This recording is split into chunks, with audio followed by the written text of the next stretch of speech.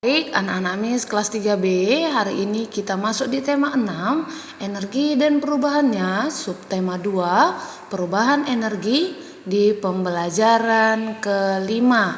Oke, persiapkan diri kamu, persiapkan buku kamu, kita mulai pembelajaran kita.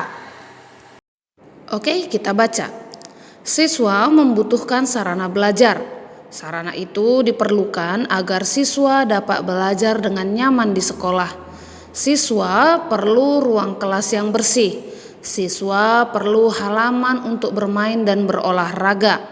Sekolah juga harus menyediakan energi listrik untuk keperluan belajar, listrik untuk penerangan, listrik untuk menyediakan air, juga listrik untuk menghidupkan peralatan yang diperlukan selama belajar. Tubuh yang sehat mampu melakukan kegiatan yang bermanfaat.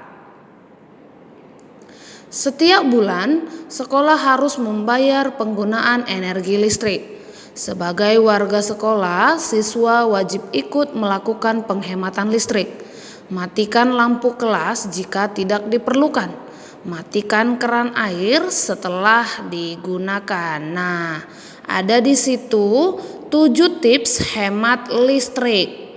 Nah, boleh kamu perhatikan nanti gambar itu. Seperti kamu biasanya di sekolah, karena kalau kamu istirahat pasti lampu di dalam kelas kita matikan. Begitu juga kalau kamu ke kamar mandi, matikan keran air jika setelah kamu gunakan. Oke, nah 7 tips hemat listrik. Ada hemat air, kurangi pemakaian lampu di siang hari. Sudah, baru cabut kabel saat tidak digunakan. Nah, itu adalah beberapa tips untuk menghemat listrik. Sebagai warga sekolah yang baik, siswa wajib menunjukkan kepedulian atas penggunaan energi di sekolah. Banyak hal yang dapat dilakukan dalam memenuhi kewajiban melakukan penghematan energi. Perilaku hemat merupakan perilaku yang disukai Tuhan. Tuhan menyukai orang-orang yang berbuat hemat. Tuhan menyukai orang-orang yang tidak melakukan pemborosan. Nah, jadi kamu jangan boros-boros, baik sama uang, energi, waktu, ya kan? Kalian telah membaca wacana di atas, kemudian jawablah pertanyaan berikut. Nah, di sini ada beberapa pertanyaan, kita jawab bersama-sama. Yang pertama, apa sajakah yang dibutuhkan agar kalian dapat belajar dengan nyaman? Berikan 3 contoh. Yang pertama, ruang kelas yang bersih sehingganya aman saat belajar. Yang kedua, halaman untuk bermain dan berolahraga. Yang ketiga, lampu untuk penerangan dan air bersih. Oke, soal nomor 2. Apa yang perlu disediakan sekolah agar siswanya dapat belajar dengan nyaman? Berikan 3 contoh. Yang A, ruang kelas yang bersih. Yang kedua atau yang B, halaman yang bersih dan nyaman. C atau yang ketiga, listrik untuk penerangan dan penyediaan air. Nah, itu untuk soal nomor 1 dan nomor 2. Lanjut kita ke soal nomor 3. Apa kewajiban siswa terhadap sarana yang disediakan oleh sekolah? Nah, apa kewajibanmu terhadap sarana di sekolah? Kewajiban siswa terhadap sarana yang disediakan sekolah adalah menjaga dan menggunakannya dengan baik sesuai dengan keperluan. Oke, selanjutnya kita ke nomor 4. Untuk apa sajakah energi listrik digunakan di sekolah? Berikan 3 contoh. Yang A atau yang pertama, untuk menyalakan lampu. Yang kedua, untuk menyediakan air yang menggunakan pompa listrik. Dan yang ketiga, untuk menyalakan kipas angin atau AC, air conditioner. Oke, lalu lanjut kita ke pertanyaan yang kelima. Oke, pertanyaan yang selanjutnya kamu perhatikan. Tuliskan 3 peristiwa perubahan energi yang terjadi dalam kehidupan sehari-hari. A. Perubahan energi listrik menjadi energi cahaya pada lampu. Oke, lalu B. Perubahan energi listrik menjadi energi gerak. contohnya pada kipas angin. Lalu yang C, perubahan energi kimia menjadi energi gerak saat berjalan atau berlari. Nah, itu adalah jawaban dari kelima pertanyaan yang ada di bukumu. Selanjutnya, sebagai warga sekolah yang baik, kalian memiliki kewajiban untuk menggunakan energi dengan baik. Berikut ini contoh perilaku yang menunjukkan kewajiban menggunakan energi dengan baik. Coba perhatikan gambar-gambar itu.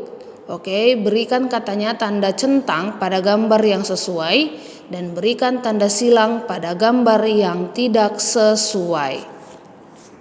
Coba kita perhatikan gambar yang pertama.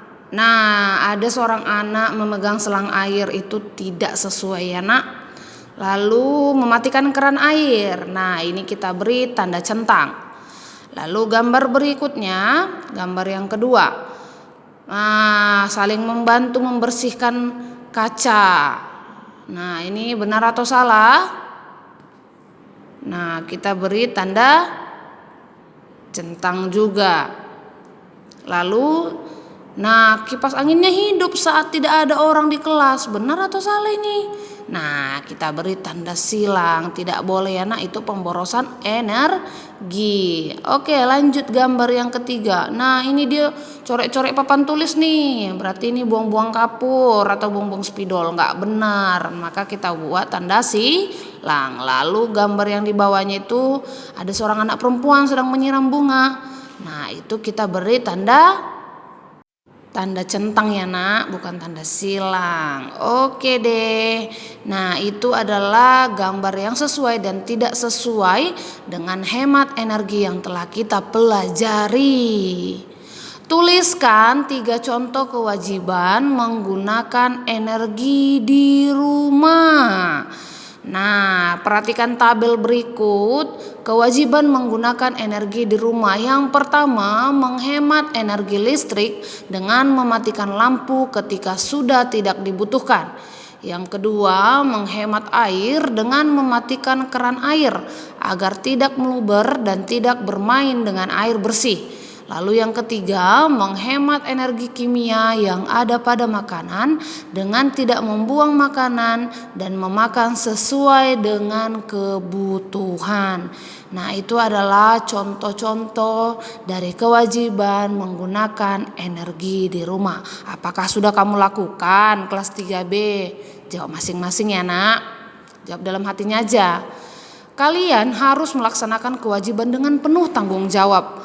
Penghematan energi merupakan tanggung jawab kalian. Menghemat energi sangat penting bagi kehidupan. Sikap ini merupakan rasa syukur kepada Tuhan. Nah, demikianlah untuk pembelajaran kita di pembelajaran 5 subtema 2. Sekarang kita mempelajari cara membaca jam. Ini mungkin udah biasa ya nak. Nah, jarum panjang pada jam menentukan menit. Jarum pendek menentukan jam. Pada jam dinding, jam meja atau jam tangan terdapat garis-garis kecil di antara angka-angkanya. Nah, perhatikan itu. Garis-garis itu berfungsi untuk menentukan atau menunjukkan jumlah menit. Satu garis kecil mewakili 1 menit. Oke. Nah, saat jarum panjang bergerak dari satu angka ke angka berikutnya, waktunya adalah 5 menit, nak. Oke. Nah, perhatikan itu ada gambarnya kan, nak? Nah, jadi katanya dari angka 1 ke angka berikutnya itu 5 menit. 1 kali perputaran jam terdapat 60 menit. Nah, berarti 12 kali 5. Nah, perhatikan jam itu. Jam berapa itu? Pukul berapa? Jarum pendek tepat pada angka 7. Yang pendek yang merah, yang biru jarum panjang.